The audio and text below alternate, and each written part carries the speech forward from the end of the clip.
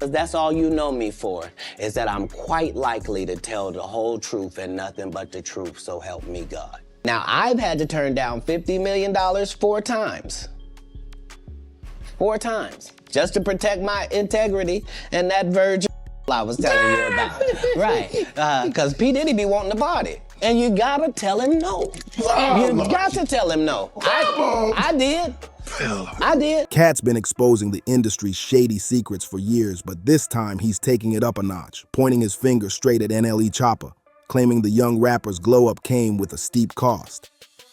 If what Katt's been hinting at is real, that whole awakened image Choppa's been selling might be more smoke than soul. The whole humiliation ritual talk, it's got people buzzing like crazy online. Fans started connecting dots again. Like every time a star blows up, they suddenly pull a wild stunt and boom. The internet screams, "See, they made him do it." Even big media outlets started catching on, realizing how the phrase humiliation ritual became the internet's favorite label for anything offbeat, shocking, or out of character. I've passed my humiliation ritual with all honors, with flying colors. But the only difference between my humiliation ritual and a lot of others is I was walking with God the whole time. Being deeply rooted in prayer, deeply in search of answers, and deeply rooted and grounded in the palms of his hands through the process of this whole humiliation ritual. The mix of paranoia and truth is real. These days, fame doesn't come from pure talent. It comes from shock value. You gotta do something wild, humiliating, or downright creepy looking just to stay in the spotlight. Look at Lil Nas X when he dropped Montero, Call Me By Your Name, J. Christ, and those infamous Satan shoes with MSCHF. The internet exploded. Critics called it blasphemous, conservatives called it demonic, and conspiracy pages went, "Yup, there's the ritual right there." Lil Nas X said it was just trolling and clever marketing, but people weren't buying it. The timing, the visuals, the symbolism, everything felt too deliberate to ignore. Then came Sam Smith and Kim Petras at the 2023 Grammys, dressed in full red latex, surrounded by flames, performing Unholy.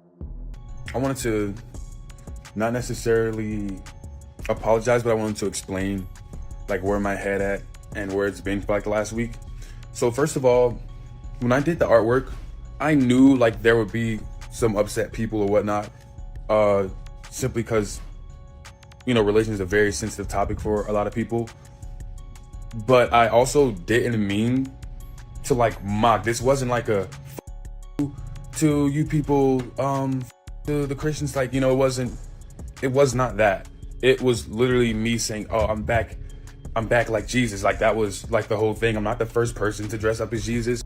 Viewers at home were rebuking their screens while social media called it a televised ceremony, not a performance. That's the ritual. Mission complete, fans joked, half serious. And now it's Shah Boozie's turn. New fame, Met Gala debut, and the internet's already calling him the latest initiate. He stepped out in that pearl-covered, gender-bending fit, and next thing you know, TikTok's flooded with ritual breakdown videos analyzing every detail like court evidence. One viral post even said, "Hollywood turned him out. Wild, right?" Another user wrote, "WTF. Bro went from masculine to feminine in under a year." And people on the street started whispering that he did it on purpose. They're saying this was his turn, his way of proving he's willing to play by the industry's strange rules. Whoever made that complex list, I just want to let you know something, man. Your ass need to go do rock and roll or some other shit. I swear to God, 21, 18 platinum, 6 or 7 gold. Go look at the certifications. Let me know who beating me, bruh. That's the new narrative now. Every time someone's career skyrockets, fans start waiting for the weird moment. That off-brand, zesty stunt that supposedly proves they're down for the cause. Wild, right? But here's the real question. Why humiliation rituals of all things? Out of every test or challenge out there, why make someone embarrass themselves publicly? Well, Mel Gibson once said it clear as day. Humiliation is Hollywood's favorite weapon. It's the one thing that cuts deeper than money, power, or fame, because once they strip your pride in front of millions, they own you. After that, most stars will do anything to keep the lights on, even if it means trading dignity for another movie role or platinum plaque. Scary but true. Be gay in Hollywood, you never expected. They be having these big mansion parties, and the mansion party, the whole mansion is a party, and then it's a separate party in the little rooms. I ain't been famous that goddamn long. I'm excited in a be at the mansion party. You be looking in all the goddamn rooms, and you around and look in the wrong room. And just when the talk started to fade, NLE Choppa jumped right in and made it even wilder. On his own YouTube channel, he dropped a video titled, "I did a humiliation ritual and I passed." Like, he said it straight up, no hesitation, no filters. He was smiling, talking about how he passed with flying colors, like it was some kind of exam to unlock the next level of fame. The confidence had fans shook. But this is where things got downright strange. Choppa claimed he did his ritual while walking with God. Said he was praying, meditating, and keeping his faith strong through the whole process. People were confused like, wait, how are you doing something meant to degrade you but calling it holy? That contradiction lit the internet on fire. But the only difference between my humiliation ritual and a lot of others is I was walking with God the whole time. Being deeply rooted in prayer, deeply in search of answers, and deeply rooted and grounded in the palms of his hands through the process of this whole humiliation ritual. Then Choppa doubled down again, saying he aced the game and calling himself the best. The chaos was unreal. Later on, Choppa tried to walk it back, saying he wasn't himself when he made that comment. But it was way too late. The internet never forgets. Once those words hit the web, the damage was done. And from there, people started seeing a clear pattern. Get hot, do something humiliating, call it growth, and move on like nothing ever happened.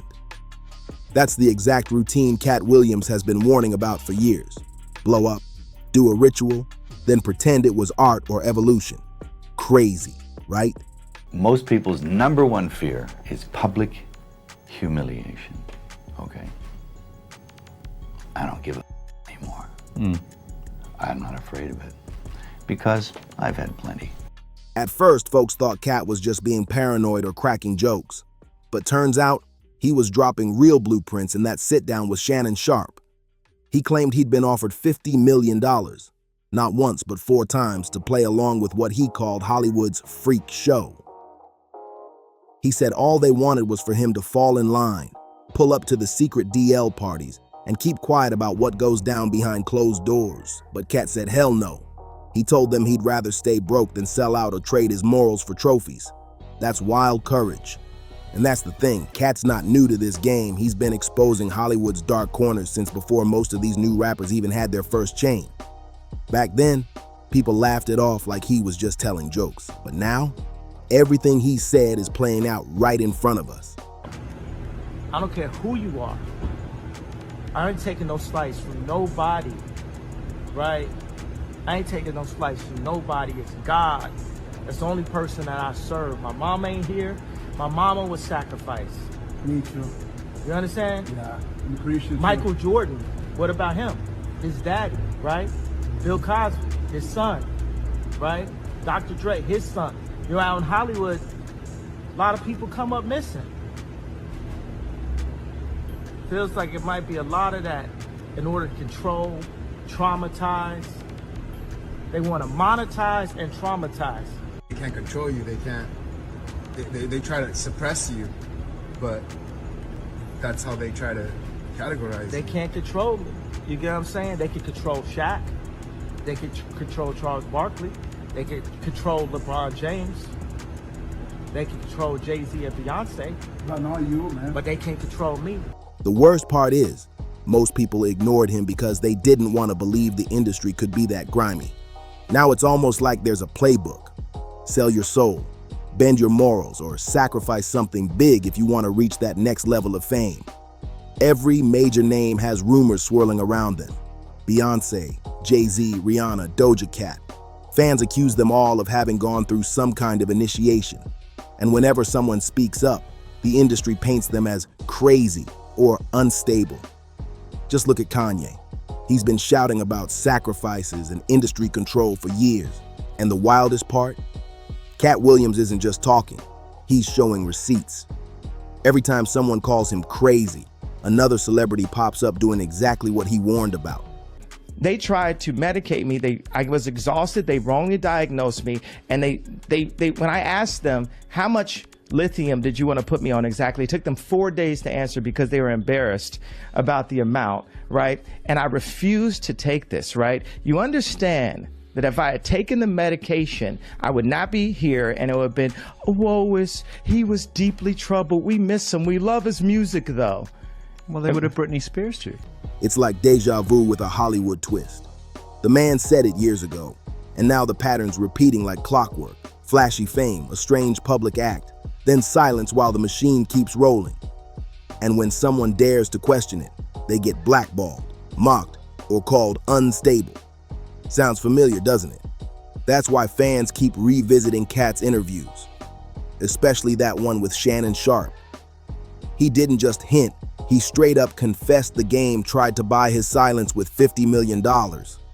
4 separate offers. All he had to do was play nice, attend those secret after-hours DL parties, and never talk about what he saw. Katt said he refused every time. He wasn't about to trade his soul or dignity just to be accepted by people he couldn't respect. He said it plain, I'd rather stay broke than be fake. And I felt like that day, I kind of released a small bit of it. And I think in the process of me releasing that, that was the first time in a long time you kind of seen that glimpse of me. But when I recorded the first video that I made of me passing my humiliation ritual, I say that to say I was extremely angry. I was not calm. That line hit deep with folks who know how the industry twists morals for money. People used to laugh thinking Katt was just doing comedy bits, but the proof keeps stacking up. It's like the more truth he speaks, the louder the system tries to drown him out. And now, we're seeing that ritual narrative hit new faces, rappers, singers, influencers, anyone who blows up too fast. The playbook stays the same, fame first, self-respect later. And when Katt kept talking, the industry made sure he paid for it. They blackballed him, cut off deals, dropped him from brands, and labeled him crazy. Some people even whispered that Hollywood tried to shut him up for good, allegedly trying to dose him up heavy on lithium to keep him quiet. That's dark, and that's exactly why so many stars keep their mouths shut. They've seen what happens when you speak out. 1 minute you're a superstar, the next you're written off as unstable. But when you line up all the stories, the patterns don't lie. Every single time a celebrity hits peak fame, something weird happens. A public humiliation, a bizarre outfit, or some kind of ritual-looking performance that flips their whole image overnight. Some fans still roll their eyes at the ritual talk, saying it's just art, or high fashion, or couture camp. They call it self-expression, not symbolism. And yeah, maybe that's true for a few, but for others, the shift feels too deliberate, too eerie, because once those performances go down, these artists start acting different. Their whole aura changes, their voice, their style, their attitude. It's like they've been rebooted. Suddenly, it's all gender-bending looks, dark spiritual themes, or strange behavior that doesn't match how they started. The fans notice it every time, and the streets stay alert because it's not adding up. Like, how does a rapper known for hard street anthems pop out dressed like a gothic priest in latex overnight? People can't help but ask what's really happening behind those mansion doors and private parties, and that's exactly what Katt Williams has been warning us about for years. At the end of the day, you either play the clown, do what they say, or you vanish from the spotlight. That's how the game runs. Control, submission, or silence. So when NLE Choppa proudly said he passed his ritual, it hit different. Those weren't just random words. They were a message. A reminder of how deep this industry really goes. And believe me, the online crowd caught every bit of it. One user even wrote, "The humiliation ritual was him dressing queer, making us think he switched up, and then suddenly he's showing big support for the LGBT community." People swore it was all symbolic. Fans started piecing it together, saying, he's basically telling us he sold his soul. That's why his career's back up and his image flipped overnight. Another comment hit even harder. "You can't run with the devil and God at the same time." That one went viral fast. The debate got loud, emotional, and messy. with half the internet calling it enlightenment and the rest calling it straight-up manipulation. So now the question's hanging heavy. Did NLE Choppa really pass his way into fame?